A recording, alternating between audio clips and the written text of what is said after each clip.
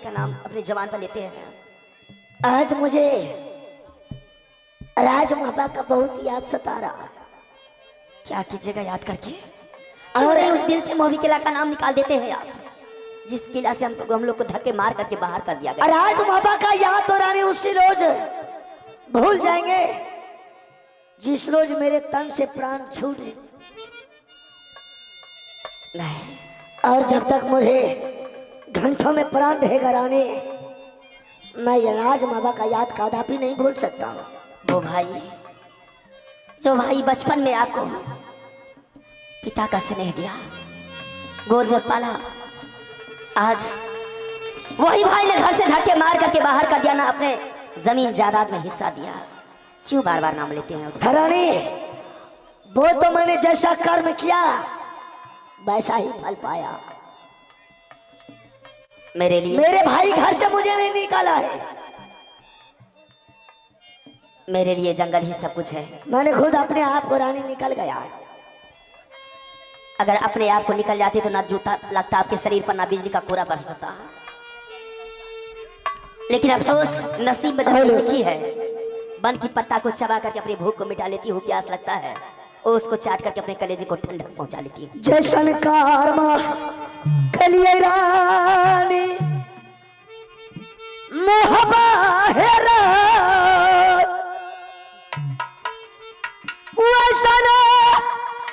हे भाल रानी दिल गई भागा पान।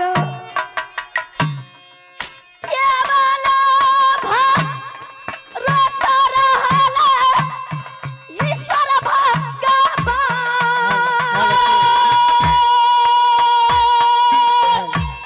क्या वाला रोता बाबू रहलै भगवान। देवी गे सुन ले तू दुर्गा के मां बाबा से ता हे ना माता गे रही है मोहबा जीवन आगू दशा करबे जंगलई में जा। जीवन आगू दशा भगवान करबे जंगले। चला चला चला रानी जंगल के ये जा गुजरा है बात माय ले बजा जलई में। चला लईगा फौलाना हमारी माया। चला लईगा फौलाना होइगे झोपड़ी। आई रानी बाबा सुरला या राजिया ये हमार चला चला चला या रानी आये जंगल बाबू भैया सुनियो सब, देखियो ये लीला बाबू ये राजू जी। ओ बाबू भैया सुनियो सब, भागे भागे बो। देखियो ये लीला बाबू यो दरबार पे। अरे तुम महाराजा दया मगरला टक टक टक तू टक कला बा। अब महाराजा दया मगरला हक बताया हम छोड़ी चोरी कला बोल हम चोरी दोलन कला माता दोलन काली महाकाली हैकर करते वाली माता सुने काली भाई काली हैकर करते वाली जुबला मारी आसुर माला तरादा जासिन हाजर मसुर मल्ली को ये बड़ी आसुर माला सिंगारा जासिन हाजर सुर मल्ली।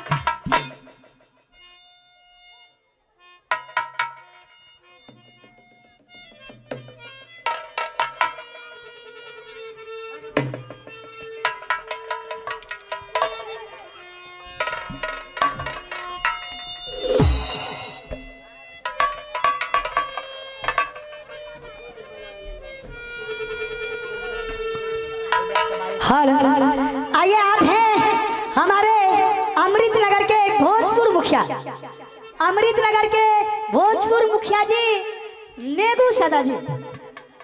मेघू सदा की ओर से शानदार 105 रुपए पुरस्कार अदा फरमाए हैं भोजपुर मुखिया मेघू बाबू को। भगवान श्री कृष्ण की ओर से लाखों लाख धन्यवाद फरमाती हूँ और मैं उनके चरण कमलों में लाखों लाख प्रणाम करती हूँ। सोना रानी, बोल सुरमन सिंह। तूने सरवण सिंह से वादा किया था, मैंने वादा की थी। तूने हार गई, मैंने जीत गया। क्या इरादा है तुम्हारा? अरे बाबा इरादा क्या है? शादी करेंगे। शादी? हाँ। इतना जल्दबाजी? और क्या? रे मूर्ख, कुछ दिन इंतजार कर शादी के लिए। अच्छा सबर का फल बहुत मीठा होता है। चल बता। सोना रानी तुम्हारे सुरमलपुर आ गया है तो जरूर तुम्हारे कोठे की रानी बनूंगी, ठीक है, लेकिन शादी की विधि विधान तुझे मालूम नहीं है। जरा सुना तो। हाँ, इसलिए मैं तुझे सिखा रही हूँ। सोना रानी नैना किला में जब कुमारी बेटी थी तो मोबीगढ़ के राजा से शादी करने के लिए मैंने 12 बरस शिव गुरु की तपस्या की थी। अच्छा, तुम्हारे ये पापी नगरी में पहुंच गई हूँ सुरमलपुर में, तो सुरमलपुर के पाप को मिटाने के लिए तेरे राज में मैंने 12 बरस सदा व्रत बांटूंगी। उसके बाद तुम्हारे साथ मैंने शादी करूंगी। सोना रानी, बोल राजा। इतना बहाना छोड़ दे। अच्छा, तू भी दुतिया लड़की, मैं भी दुतिया लड़का। चल देख सामने गंगा जी है, चल दोनों आदमी गंगा स्नान कर लेंगे और मड़वा पर बैठ के शादी कर लेंगे। रे मूर्ख बालक, सैकड़ों आदमी डेली नहाता है, लाखों आदमी नहाता है, क्या सोचता है उसका पाप दूर हो जाता है? ये इंसान की मन की भार में मैंने गंगा नहा लिया, पावन पवित्र हो गया। सोना रानी, बोल। अगर तुम बहाना नहीं छोड़ेगी तो तुम्हारी मांग में जबरदस्ती सिंदूर डालेंगे। होश हवास में बोल। अगर तूने मेरे साथ जोर जबरदस्ती किया तो सोना रानी तेरे राज में आत्महत्या कर लेगी। नहीं रानी नहीं, तुमको मरने के लिए नहीं देंगे, तुमको जिंदा रखेंगे। तो फिर मैं जो कहती हूँ वो सुन। अगर 12 वर्ष तक सदा व्रत बांटेगी तो मेरा डर से कोई छतरी नहीं आता, खाएगा कौन? वो तुम्हारे डर से नहीं आता है, बल्कि तुम्हारे पापी नगरी देखकर नहीं आता है। तो कटेगा कैसे? क्योंकि साधु संत और जोगी फकीर को तुम्हारे राज की भोजन नहीं लिखता है, इसीलिए कोई नहीं आता है। रानी कैसे लिखेगा बता? 3 व्यक्ति को आज से फ्री कर दे। 3 व्यक्ति? देख, हजारों के हजार महात्मा पहुंचने लगेगा, तेरे राज की दिन प्रत्येक दिन उन्नति होती रहेगा। चावस बता एक बार कौन कौन? जोगी, दूसरा, महात्मा, तीसरा। फकीर। आज सोना रानी 3 व्यक्ति के लिए क्यों मरती है? आज से सुरमल सिंह हजारों फ्री कर दिया। तो सदा व्रत की तैयारी कर। मैं हर से नहीं पहुंच रहा हूँ बस लेकर। मैं इंतजार कर रही आके चलना मैया गई चला फासा लगेगा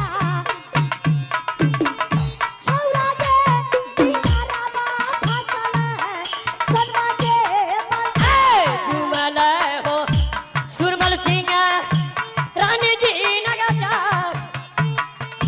सदा है बा रात लागा जुमल रानी जी दे तेरे सादा बरत तू सुरमल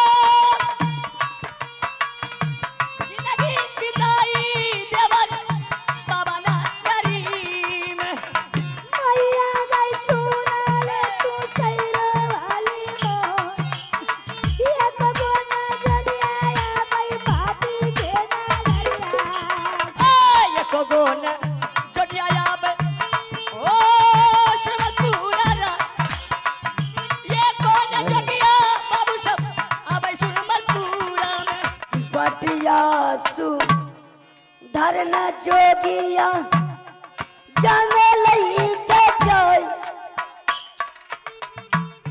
बटिया सु धरना जोगिया जया जाने लई में सुनिए गे आवाज तेरी गे जोगी बाबा के हे गैया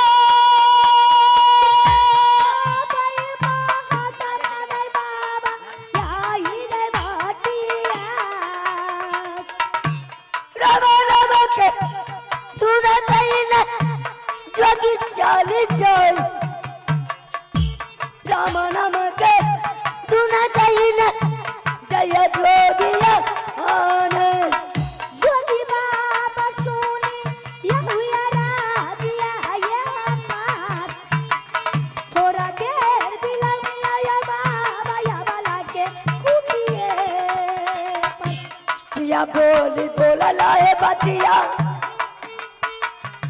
सुरमल पूजा रोज किया बोली बला बचिया है सुरमल पूरा में हमारे या पगली छिए दुनिया बिचरया की समझ में या दिया बाबा लगलई मार हमें भी करी जोगी सुरमल पूरा रोज हमें भिखारी जोगी है सुरमल कार में बच्चा। हाँ बाबा महाराज क्या बात है कि मेरी रास्ता में बच्चा हम तो जोगी महात्मा है रमता जोगी बहता पानी जहाँ घर तहाँ घर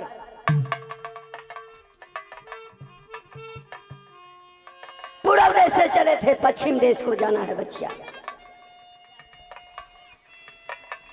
भोजन कर लीजिए बाबा। क्या भोजन बच्चा मैं वो बबादी नहीं हूँ कि भैर दिन हरे हरे आसान पड़े घड़े घड़े। हम वो बच्चा है बच्चा हम किसी नारी के हाथ से भोजन नहीं खाते। नहीं करते हैं तो रास्ता सुधारिए बाबा। आप कैसा समाधान दे रहे हैं? तो तुम फिर हमारे रास्ता रोकी। मैं क्यों रोकेंगे, मैं तो बैठी हूँ। तो हम तो जा रहे थे बच्चे तो फिर क्यों हमको बुला लिए? इसलिए सोची कि पागल जोगी की सही महात्मा है। क्या मैं भोजन कर लूं तो असली महात्मा हो जाएंगे? इच्छा आपका है ना भोजन करना। हम सब नारी के हाथ से भोजन कर लेंगे।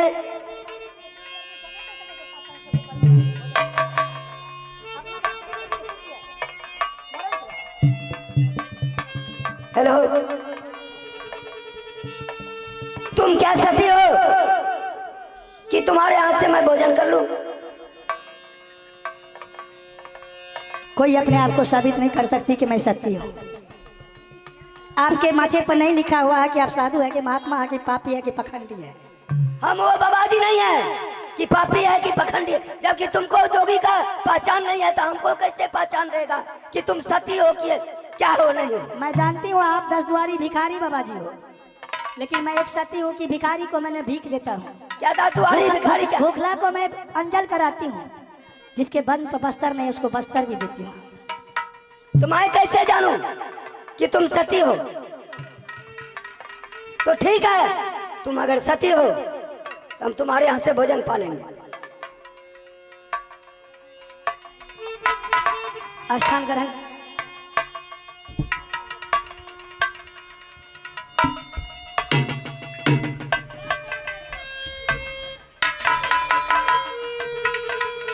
लीजिए बाबा भोजन सुधारिए।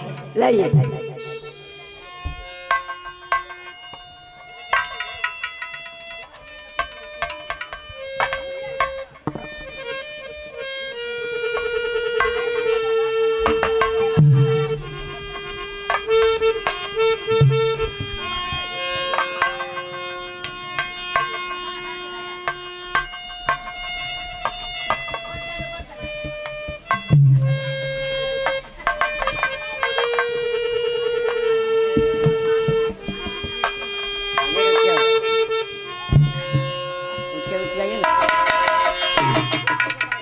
बच्चा, ये भोजन मुझे नहीं लिखता है। क्यों नहीं लिखता? क्या हुआ भोजन में? इसलिए कि जो साधु संत को चाहे कोई भी जाति हो, उसको भोजन दे करके अपना खामोशी, आंख में आंसू, ये जोगी महात्मा नहीं सुनेगा, नहीं बर्दाश्त करेगा बच्चा। किस्मत के